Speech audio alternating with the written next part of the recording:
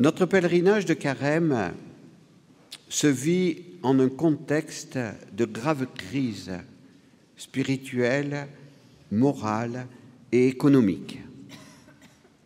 Comment ne pas être triste et angoissé?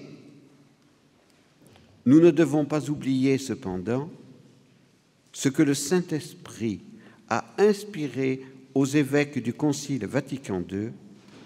Nous devons témoigner de la joie de Dieu et de l'espérance chrétienne.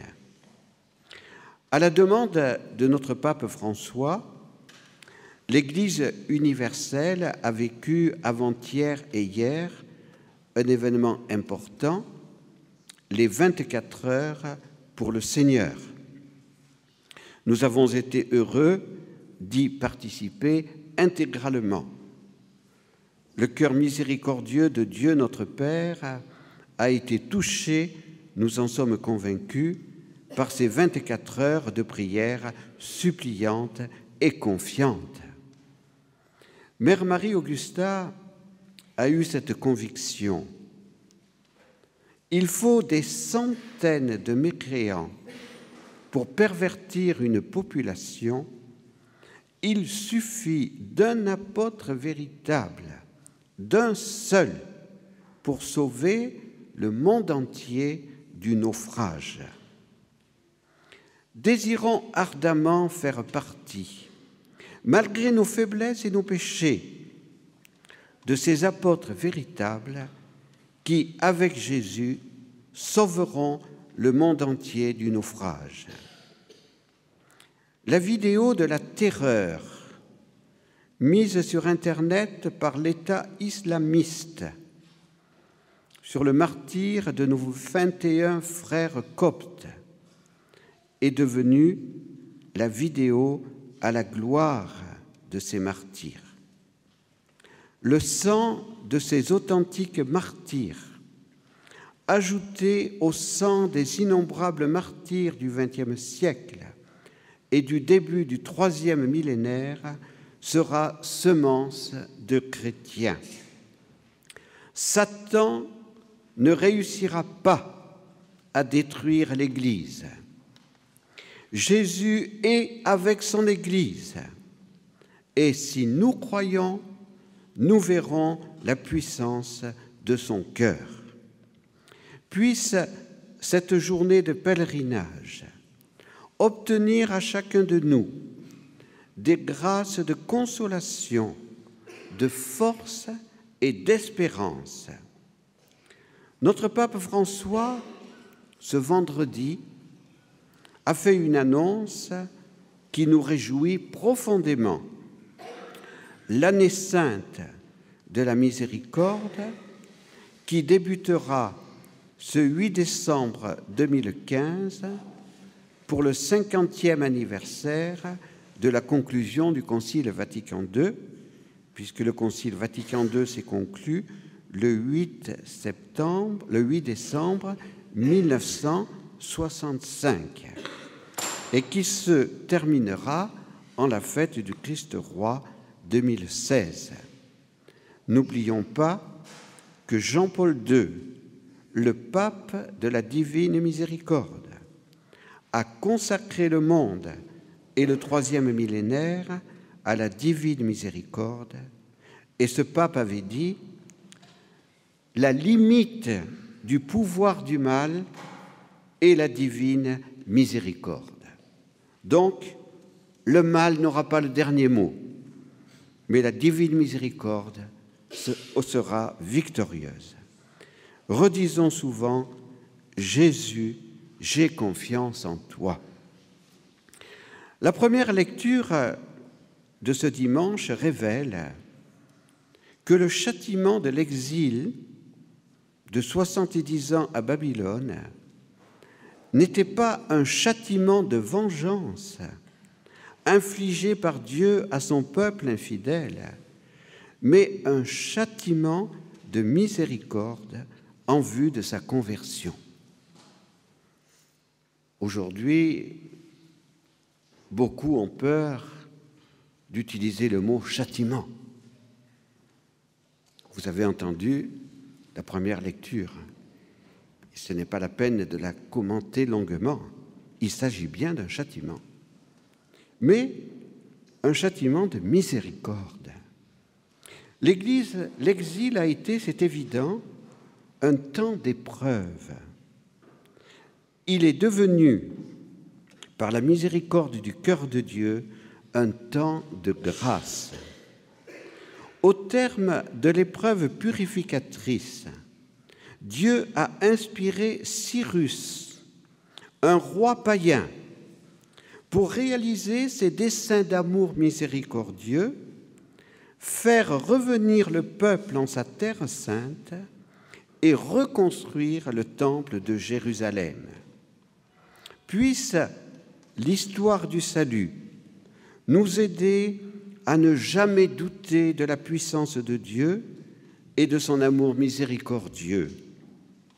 Satan semble régner en maître en notre temps. La violence, la haine, l'impureté, les attentats contre la vie, la course au plaisir, au pouvoir et à l'argent défigurent ce monde qui pourtant a été créé bon par Dieu. Ne doutons pas, notre fondateur et Mère Marie-Augusta ont toujours eu totale confiance en l'Évangile et en cette prophétie du cœur de Jésus à Paray-le-Monial, « Je régnerai malgré Satan et ses suppôts ». Ils attendaient dans la confiance l'accomplissement de la prophétie de Notre-Dame à Fatima. Finalement, mon cœur immaculé triomphera. Benoît XVI attend cet accomplissement. Il nous a demandé de hâter le jour du triomphe du cœur immaculé de Marie. Ayons donc grande confiance. Le triomphe des cœurs de Jésus et de Marie adviendra, comme est advenu le retour de l'exil pour le peuple de Dieu. Saint Paul, dans la deuxième lecture, disait « Dieu est riche en miséricorde ». Cette phrase de Saint Paul a été choisie par Jean-Paul II comme titre de sa deuxième encyclique. Saint Jean-Paul II a canonisé Sainte Faustine et instauré la fête de la Divine Miséricorde. Notre pape actuel, le pape François, est lui aussi pape de la Divine Miséricorde. Sa décision de l'année sainte de la miséricorde le confirme. Beaucoup, nous en sommes convaincus, feront l'expérience de Saul et s'enthousiasmeront avec lui. C'est par grâce que nous sommes sauvés. Et nous, n'avons-nous pas fait cette expérience de Saul le converti? En ce dimanche de l'Étarré, réjouissons-nous profondément et n'oublions pas que si nous sommes chrétiens, si nous vivons de la grâce de Dieu, si nous sommes des enfants de lumière, nous n'avons pas à en tirer orgueil. C'est uniquement par la grâce de Dieu que nous sommes ce que nous sommes, les enfants de Dieu. L'évangile de ce dimanche devrait nous aider à nous émerveiller davantage encore devant le mystère de l'amour miséricordieux qu'est Dieu. Je ne dis pas de l'amour miséricordieux qu'a Dieu, mais de l'amour miséricordieux qu'est Dieu, car Dieu est amour miséricordieux. Nicodème, pharisien au cœur humble et droit, a reçu de Jésus un enseignement sublime. Le Fils de l'homme, lui a dit Jésus, sera élevé, afin que tout homme qui croit en lui obtiennent la vie éternelle. Notre Seigneur, c'est évident, parlait de son élévation sur la croix. N'ayons pas peur de parler de la croix.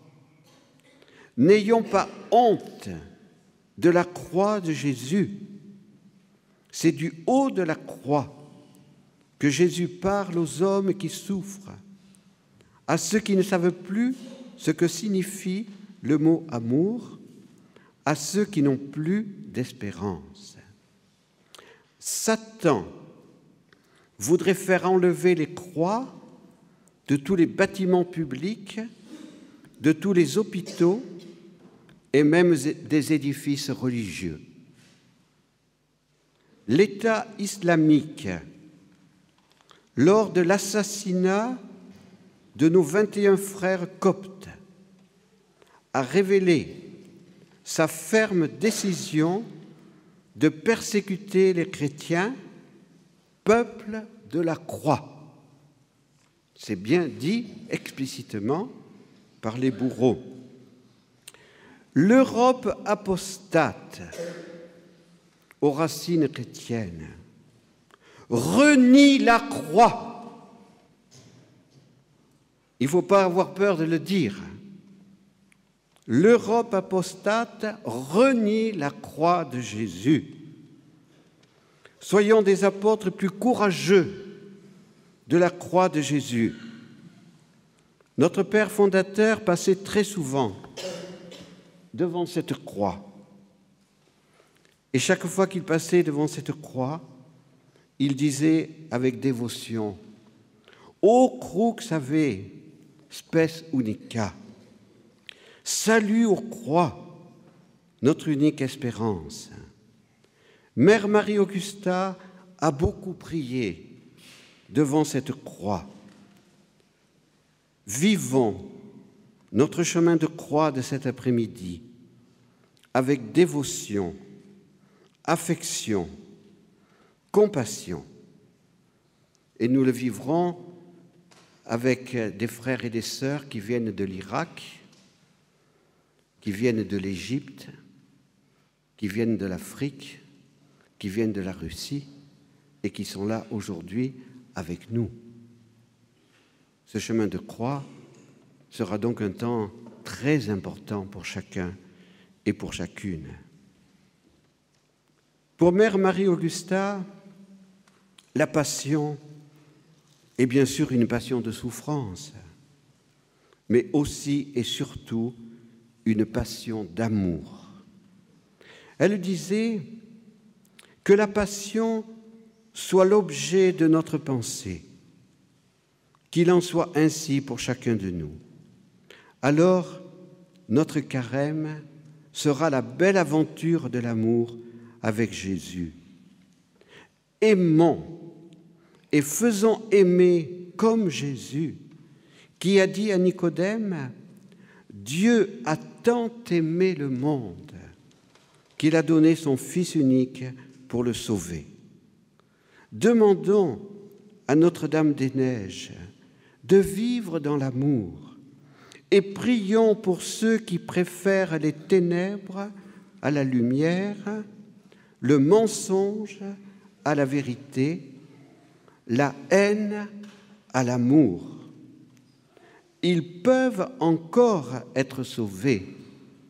C'est le temps de la miséricorde. Si des âmes généreuses acceptent de prier et de s'offrir pour eux.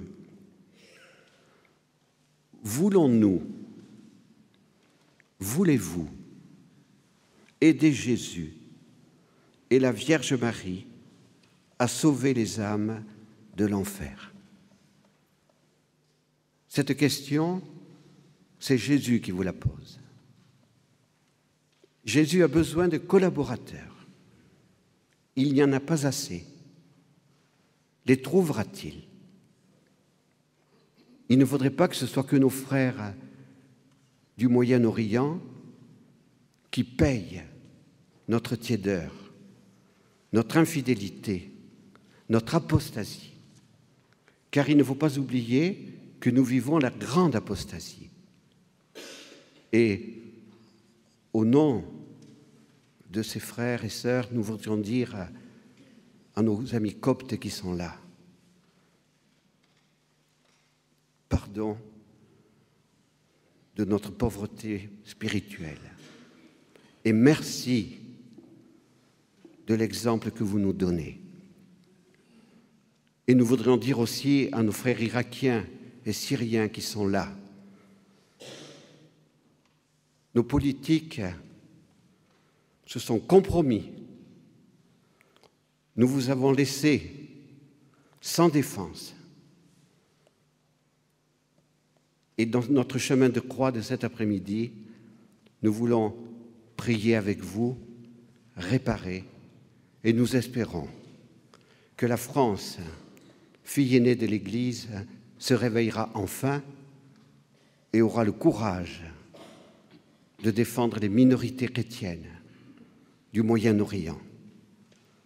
Car ce n'est pas normal qu'on laisse le Moyen-Orient se vider des chrétiens qui sont là depuis le début de l'histoire de l'Église. Oui, voulons-nous aider Jésus et la Vierge Marie? Embrassons la croix de Jésus et rayonnons la joie de Dieu.